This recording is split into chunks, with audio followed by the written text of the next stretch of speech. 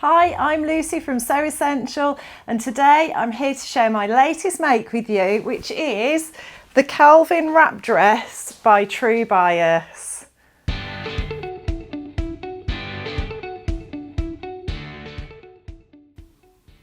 So I've always admired True Bias patterns. We stock the full range on our site and I've made quite a few of them.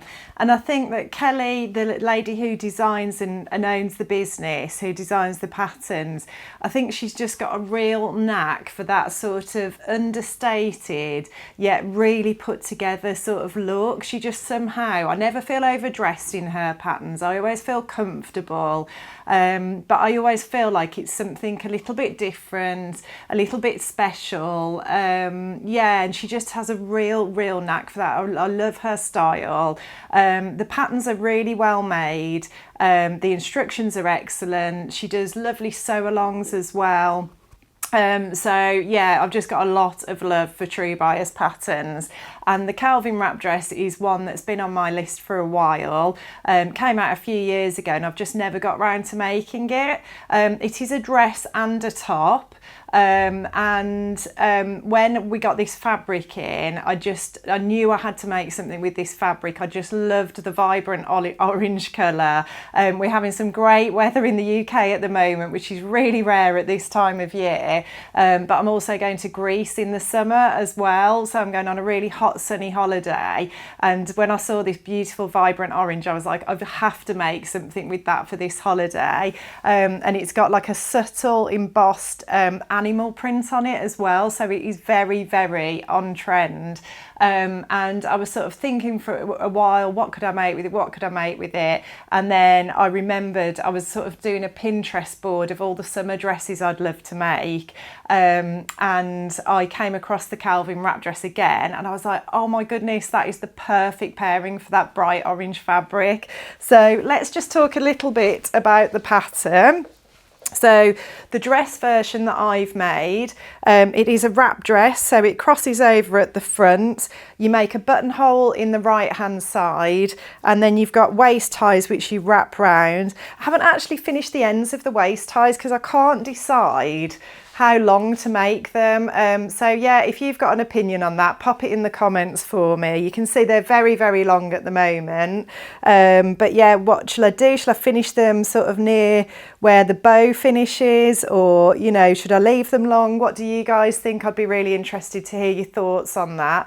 I'm just going to give you a little close-up of the fabric so you can see that beautiful embossed animal print design on the fabric, which I just absolutely adore, because I think it's really not everybody's a lover of animal print. I adore it. I have animal print everything in my wardrobe, but this is a really nice understated way to wear it. I mean, admittedly it is bright orange, so that's not understated, and if you know me well, understated really isn't probably my middle name, but yeah, it's just a nice way if you're not sort of up for the full-on animal print, the different colours and the contrast. You know, something like this can be a really nice way to wear it in a more understated way. But yeah, the neckline is finished with a bias binding, which continues to create the waist ties. Actually, that's the binding. Yeah, that is the neckline binding, and then you use binding to make the straps as well, and it's really clever. You sort of attach it around the armholes and around the neckline, and one of them extends to create the waist ties and one of them extends to create the straps.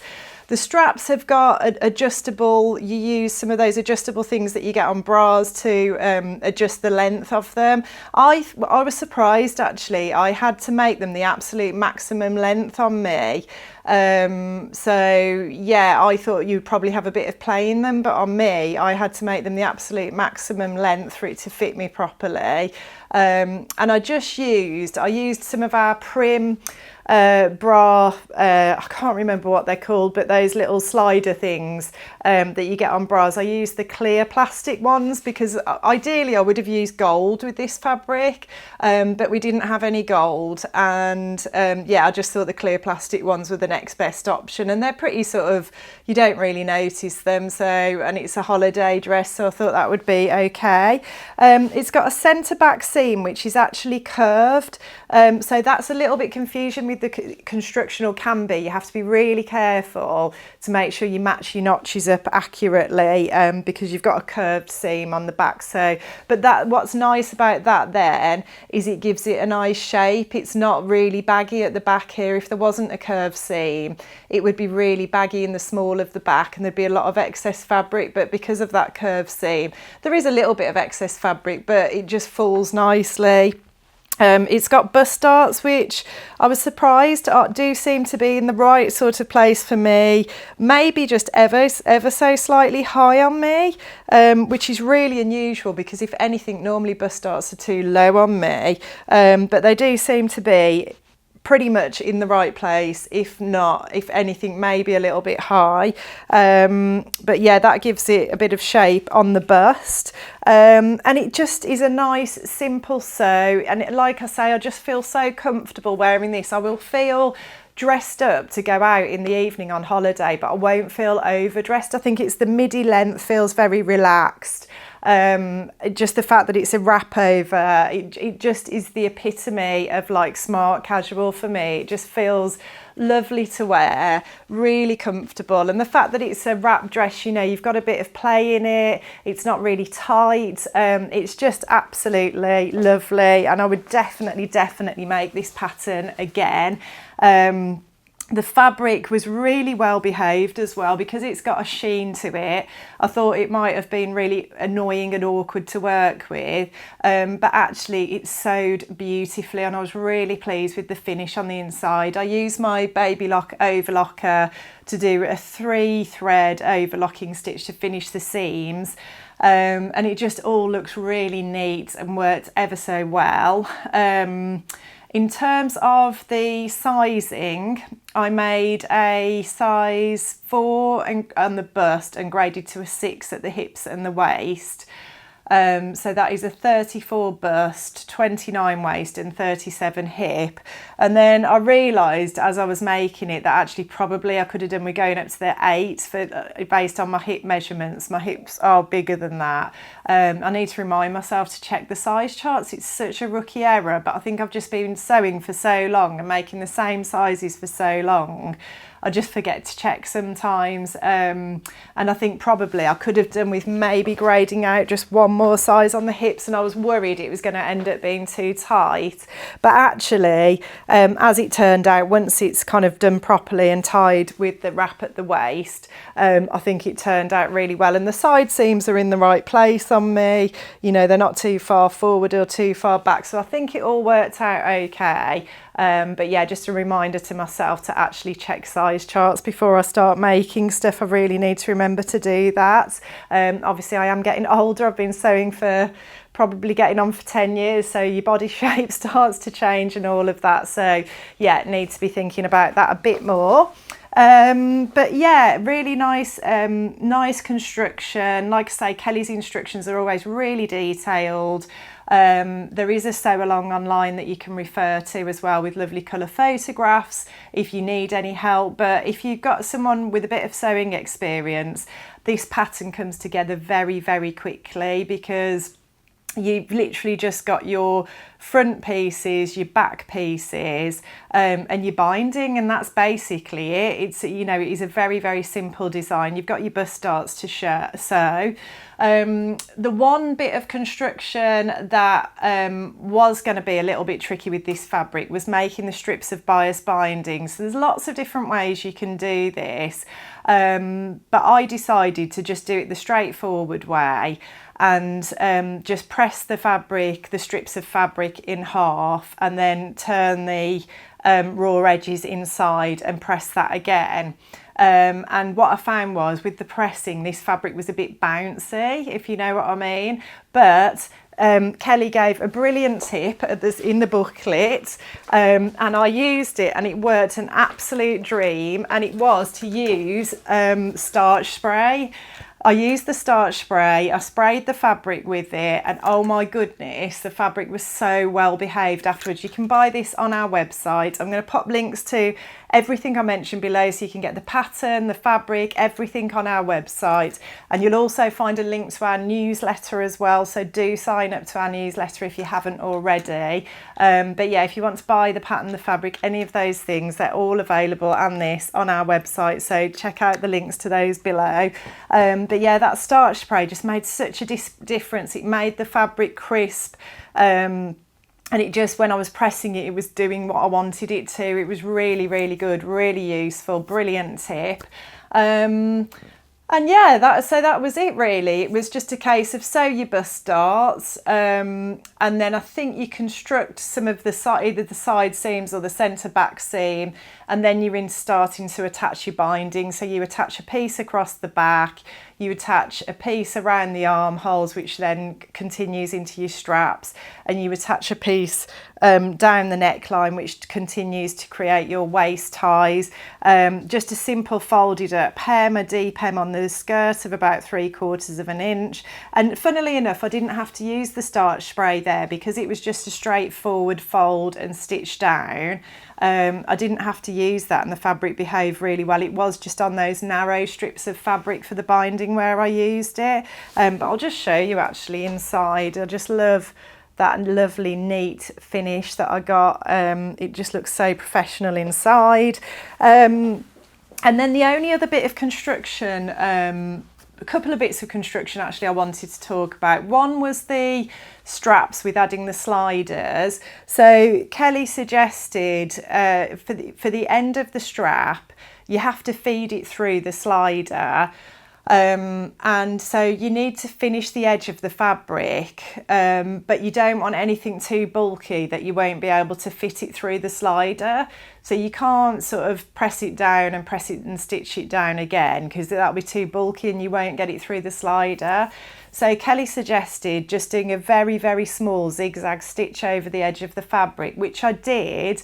And it did work, but what I found was the strap did splay slightly doing that. So when it was attached and it went through the slider and everything, if you look very, very carefully at the back, you'll see I've got some little sort of bits sticking out a little bit wider than the strap, and you know, I just would have liked that to have been a bit neater really. If anyone's got any suggestions or tips for that, I'd love to hear them. I think what I can do is I can hand sew any sort of little stray bits of fabric into the strap to tidy it up a bit. But I did think about using the very narrow 3-thread overlocking stitch that I used everywhere else on the dress, just to finish the edge of those straps. And then I thought, but what would I do with the raw ends of the overlocking thread? I'd have to tuck that back through the stitches, and then would that make it too bulky to go through the slider? But I also think I'm probably being a bit overly pedantic about it, because when I looked at Kelly's sew along, and I do herald her and hail to her as an absolute sort of style goddess, an amazing designer, and when I looked at her sew along, I noticed she had the same issue. There is a little bit of, and I thought I'm probably just being a bit over the top about this, you know, because the sorts of fabrics that are recommended for the pattern are woven, and they are things like linens, linen viscose, that sort of thing. So, you know, naturally those fabrics are going to fray a little bit. So yeah, probably being overly pedantic about that, but as always, really interested to hear if any of you guys have any solutions or suggestions. Do put them in the comments. And then the other thing is, there is a suggestion that you might want to just apply a little press stud where the pattern crosses over at the front there to keep it closed, which I did because I just like that peace of mind that, you know, it's not going to gape open. And I think I could probably just do with moving one side of the press stud down a little bit. I think you might just be able to see it where I've positioned it. So I might need to just adjust that slightly. But again, I find that's just one thing, like sewing press studs or snap fasteners, whatever you want to call them. Getting the positioning of those right, I find quite difficult. Yeah, just so if anybody's got any great tips on doing that, again, I would love to hear those. But overall, you know, if you've got a bit of sewing experience, a nice simple sew, I think even if you were a beginner, I think you could have a good crack at this pattern because you know, yes, you've got to attach bias binding, but really, you know, if you follow the steps, it's not overly complicated at all. And the nice thing is you have got a buttonhole that you sew into one side to feed the belt through. But, you know, there's no zips, there's no buttons and buttonholes to do. You know, the most complicated thing you are doing probably is attaching the bias binding. You know, the rest of the construction is very, very simple. So I would be tempted to have a go at this if I was a beginner, definitely. When I look back at some of the patterns I made right at the start of my sewing journey, they were more complicated than this. So it's definitely worth having a go. And like I say, you can make the top or the dress version. So I'm just going to give you one last look of my version. You are supposed to create a little belt loop as well to keep the ties in place on the other side. I haven't bothered doing that, to be honest. I don't feel like it's necessary, but if I did want to do that, I would be able to use the 3-thread overlocking stitch off my overlocker to create a neat little belt loop, and I would sew that into the seam allowance at the side seam to secure it. But I think Kelly gives you instructions how to hand sew a belt loop. But yeah, I just don't feel it's necessary. Everything feels secure, everything feels where it should be. And like I say, I just feel really, really comfortable in this dress. I know I'm going to love wearing it on holiday. It just feels cool and comfortable.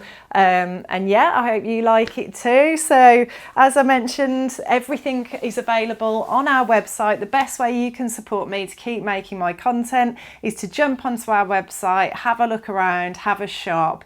I hope you've enjoyed it today. If you like what you see, please like and subscribe, and I'll look forward to seeing you next time.